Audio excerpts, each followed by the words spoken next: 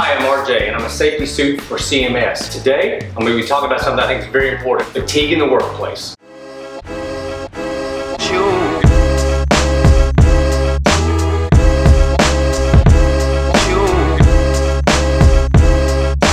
One thing's for sure is we keep busy schedules, and if something suffered, it's probably getting a good night's sleep. We'll do everything else first and then try to sneak a little shut-eye in. Back in the 1900s, in the early part of the 1900s, before the electric light bulb was widely used, most people got about 9 hours sleep a night. And that's great because most studies, they say American adults need somewhere about 8 hours a night. So back in the old days, people got plenty of sleep. But now, according to a study that was done by the National Sleep Foundation, the average American gets about 6 hours and 40 minutes of sleep on a work night. So, are you one of those people that's not getting enough sleep? Tell you what, I got a quiz for you. I'm gonna go through a list of questions. I want you to mark down all the yeses because at the end, we're gonna try to figure out if you're gonna get enough sleep or not. Question number one, do you fall asleep immediately when you lay down to go to sleep? Do you feel drowsy after eating a heavy meal? Do you tend to sleep in a little later on the weekends? Have you ever fallen asleep watching TV or reading? Have you ever dozed off while driving?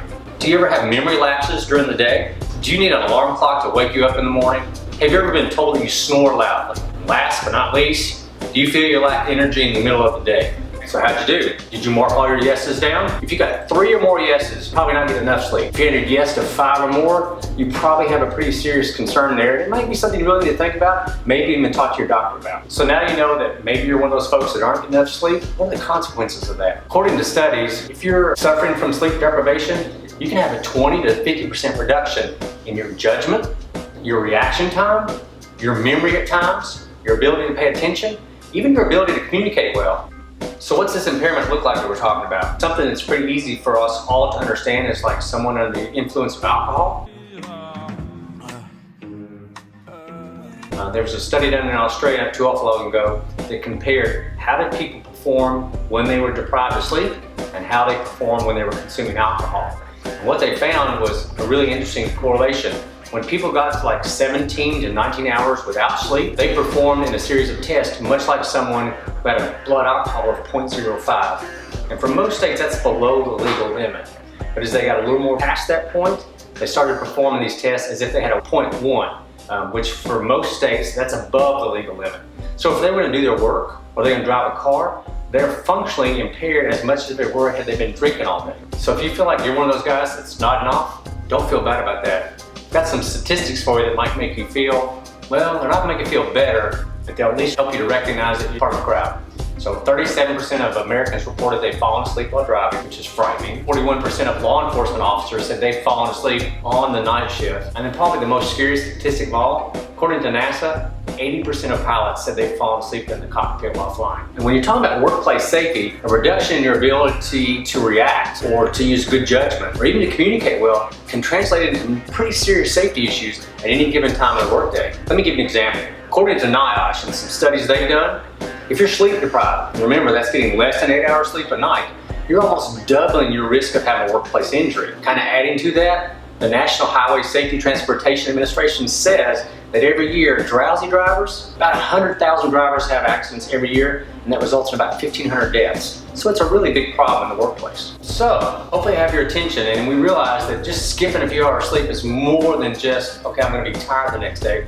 You're actually running a risk for being injured or maybe injuring someone else. Sleep is one of those basic things. It's something we take so for granted and we make everything else important. But you need a good night's rest. All the damage, and it really is damage that we do to our bodies during the day, be it exercise or work or just being awake and having to function as we normally do, that adds stress and damage to your body. You gotta have sleep to restore that. It actually repairs your body at the cellular level. From a health standpoint, chronic sleep loss can manifest in some pretty serious health issues such as heart disease, heart attack, high blood pressure, greater risk of stroke. We run a risk of having diabetes, and it's been associated with things such as weight loss and depression. Sleep is regulated by 2 processes in the brain. The first one, that's associated with how long you've been awake. The longer you're awake, the greater your desire is to sleep. So that's kind of piece 1 that gets you ready for sleep. The other one is the circadian rhythm. And that's kind of your body's natural reaction to the light and the dark of a day. For most of us, that's not a big deal. But if you work night shift or a rotating shift, your body's response to light is really gonna make it hard for you to sleep in the natural flow of things. So when you talk about tips to help you sleep better, you gotta be mindful of that. One part of sleep goes back to how long you've been awake. The other part of sleep goes is, do I have an environment that's really supportive of it?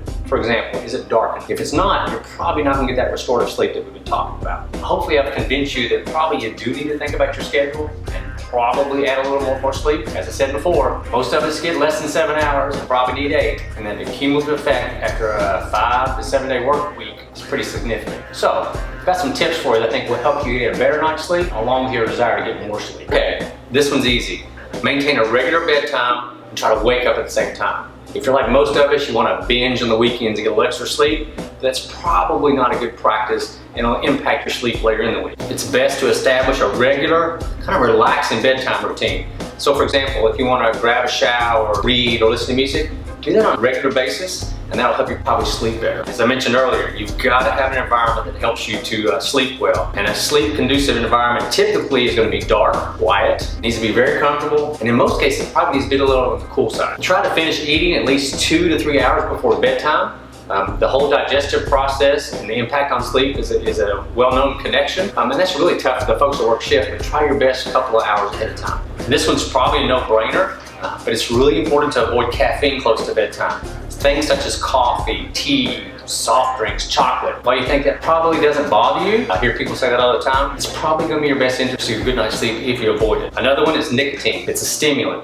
Tobacco products, cigarettes, those things close to bedtime can certainly help keep your body a little more energized and make it harder for you to sleep. Avoid alcohol close to bedtime. It's also a sedative and it actually disrupts your sleep, causes you to awake during the nighttime, not sleep deeper. And then lastly, exercise regularly. And that one's a tough one because I've already talked to you about how schedules are already full, but if you'll find a way to make regular exercise a part of your routine, I can pretty well guarantee it'll help you sleep better and be more rested. So there you have it. We've talked about, are you getting enough sleep? We've talked about the benefits of you'll get a little more sleep. And lastly, I hope that you take those tips to help you get a better night's sleep because I promise you, you're gonna feel better. I must ask you a question.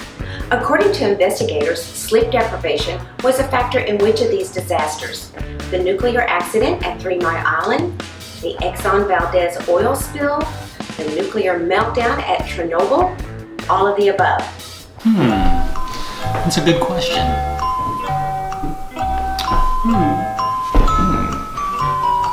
Answer, all of the above. Now get some sleep and be safe. If you liked the video, hit that like button down here. Give us your comments, we'd love some feedback, and then make sure you get the most up-to-date, latest and greatest from us. Subscribe to our YouTube channel.